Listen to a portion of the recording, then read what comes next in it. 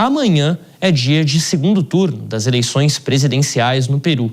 27 milhões de eleitores, o voto por lá é obrigatório. Keiko Fujimori e Roberto Sanches se enfrentam para descobrir quem ocupará o executivo do país pelos próximos 5 anos. E as pesquisas indicam um placar apertado entre os candidatos, empatados na margem de erro. Vamos conferir aqui no nosso telão o que diz a pesquisa Ipsos, a última a ser publicada, com os números dessa eleição. Keiko Fujimori aparece com 38% das intenções de votos, seguida por Roberto Sanches com 35%.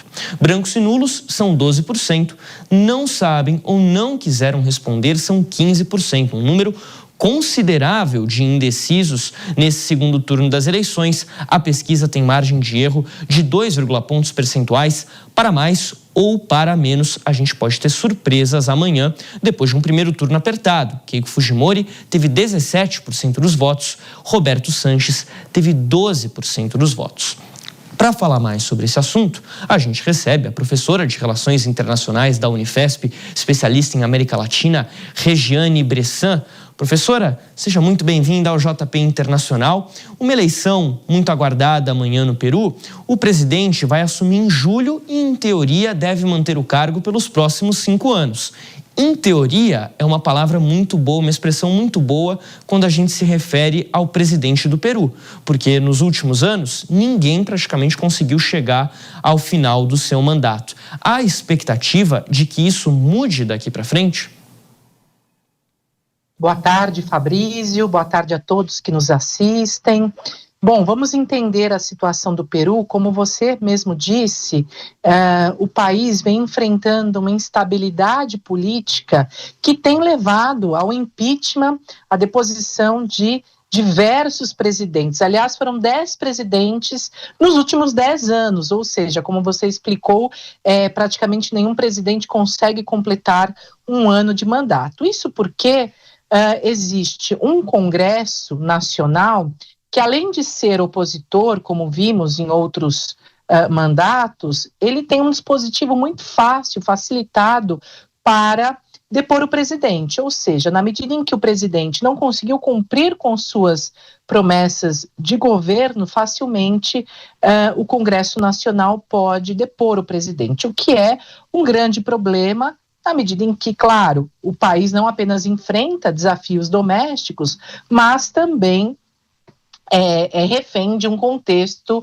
regional, internacional, de bastante instabilidade. Assim, atualmente nós vamos ver no Peru eleições que vão eleger um novo presidente, mas vai depender muito da estabilidade política que o país alcançar. Aliás, no primeiro turno houve também a conformação de um Senado. O país contava apenas com a Câmara dos Deputados. Agora passa a ser bicameral, isso vai ser muito bom porque vislumbra dar mais estabilidade política ao país. Vamos dar uma olhadinha na lista dos últimos presidentes do Peru, como ia destacando a professora Regiane Bressan, porque realmente é uma lista muito interessante. Olha só, em 2016, Ollanta Humala foi o último a completar um mandato lá no país. Ele foi eleito em 2011 e saiu 5 anos depois. Aí veio Pedro Pablo Kuczynski. Ele renunciou após 2 anos no cargo. Aí veio Martim Vizcarra, destituído pelo Congresso. Manuel Merino renunciou ao cargo depois de 5 dias apenas. E aí veio o interino Francisco Sagasti, melhor dizendo, que ficou entre 2020 e 2021. Virando a página, a gente tem outros 4 nomes na nossa lista. O de Pedro Castillo, que foi eleito e destituído do cargo 1 ano depois, no finalzinho de 2022, preso enquanto tentava chegar na Embaixada do México, lá em Lima. Veio a vice dele, Dina Boluarte, que foi destituída no final do ano passado, em outubro. José Herri assume em outubro e já é destituído no começo do ano. E atualmente o presidente interino é José Maria Balcazar, que vai deixar o mandato após a eleição deste novo presidente. Professora, apesar desse caos político, o Peru é um país que tem bons resultados econômicos, né? A economia economia cresceu mais de 3% no ano passado, deve crescer esses mais de 3% novamente este ano, tem uma moeda muito estável, uma inflação sob controle. O que explica um país que tem esse cenário conturbado na política, mas que tem uma economia que vai tão bem quanto a peruana?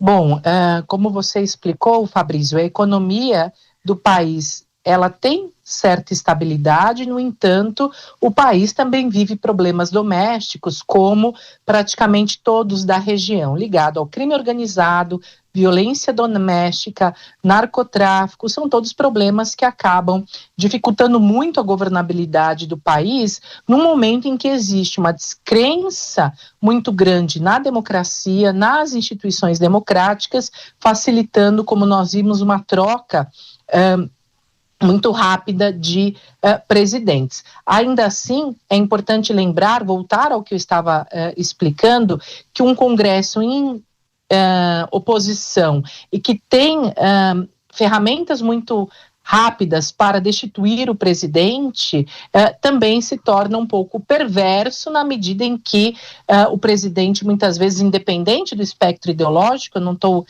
estou aqui discutindo isso, mas acaba que o presidente muitas vezes não consegue nem colocar em prática o que ele pretende ao longo dos anos. Bom, agora nós temos Keiko Fujimori, que vem de uma família tradicional peruana, aliás, na política, certo? Aliás, conversando hoje com analista peruano, analista de política, ele me dizia a grande vantagem que ela tem por ser um nome muito conhecido, ainda que ela venha de uma família cujo pai foi um regime autoritário, um governo autoritário no país, ainda assim ela tem um nome de muito peso. Então ela acaba saindo com bastante vantagem, porque ao mesmo tempo ela soa um reconhecimento doméstico, bem como uma maior confiança do que Roberto Sanches, que está ligado ao nome do ex-presidente Pedro Castillo. Fujimori, que governou o Peru entre 1990 e 2000, um nome que divide muitas opiniões lá no país, e ela própria, Keiko, perdeu outras 3 eleições, 2011, 2016 e 2021. Agora ela chega como favorita, levemente favorita, contra Roberto Sanches, que por sua vez foi enviado a julgamento ontem pela justiça peruana por conta de uma falsa declaração de finanças do partido. Ele é acusado de não ter declarado $57 mil enviados ao partido dele, num caso de alguns anos atrás. O Ministério Público está pedindo uma pena de 5 anos e 4 meses de prisão. Então são 2 candidatos que chegam também com seus próprios demônios para essa disputa. O que deve acabar pesando mais para o eleitor amanhã?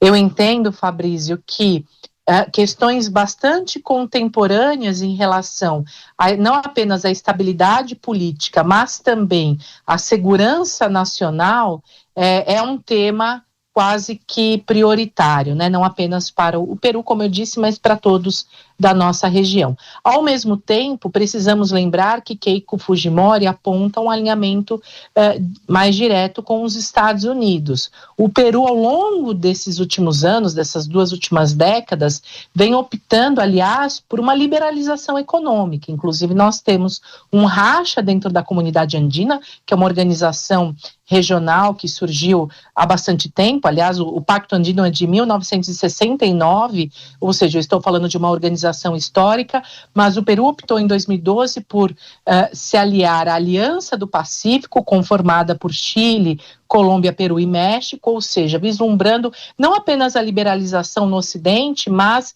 mirando as cadeias globais de valor e os mercados asiáticos. Então, a Keiko Fujimori, ela corrobora muito mais essa visão de política externa e economia internacional que o país vem tecendo nesse século. Por sua vez, o outro candidato enfrenta, como você disse, questões ligadas à corrupção, e mesmo seu nome estando ligado a Pedro Castillo não o favorece. Assim, possivelmente, ainda que Keiko Fujimori tenha enfrentado algumas eleições sem sair vitoriosa, é muito provável que amanhã ela leve a presidência, o governo peruano.